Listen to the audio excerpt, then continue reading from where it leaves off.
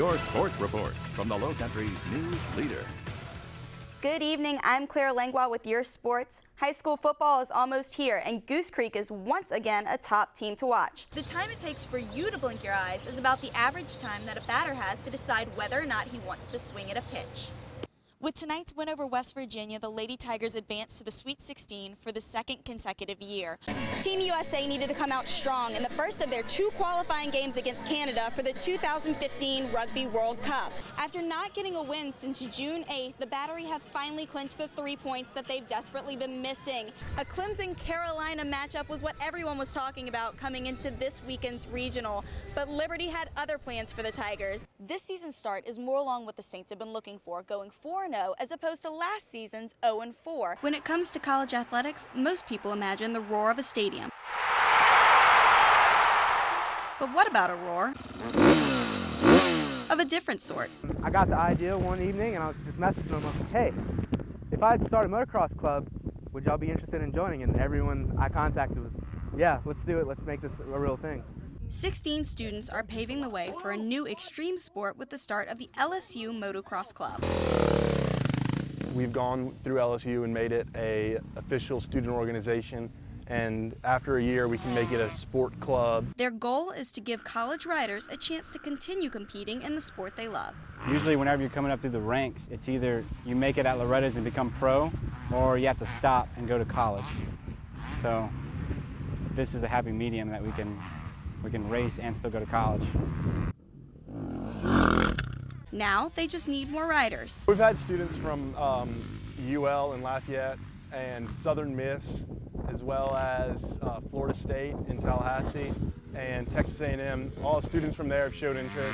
Then to make the collegiate group an official part of a competition. And we've contacted the AMA, the American Motorcycle Association, about maybe creating a class for college students.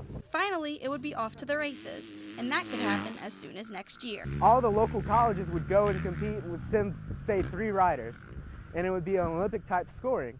And the teams that would score the best in that format would go on to one overall national race. For ESPNU Campus Connection, I'm Claire Langlois. The LSU Tigers were going to the College World Series ranked 2nd in the nation. They had a team combined batting average of .308 and were in prime position to win it all. But that's where the fairy tale ended. We just fell short. We came to Omaha, lost 2 games, and had to come home. Probably took it for granted. You know, we just got there. We probably didn't see us going further. You know, we probably just enjoyed the moment. But there was very little for shortstop Alex Bregman and third baseman Christian Ibarra to enjoy. The Tigers lost both games and were the second team sent home. Now players are back on the field gearing up for what could be an even bigger season.